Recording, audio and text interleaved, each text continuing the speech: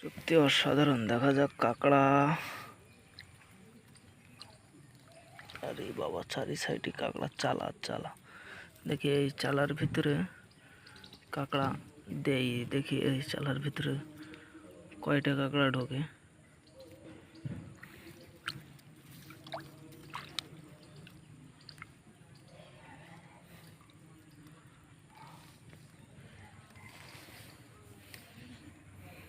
ছোট্ট একটা জলাশয়, এতে কিন্তু প্রচুর পরিমাণ মাছ আছে।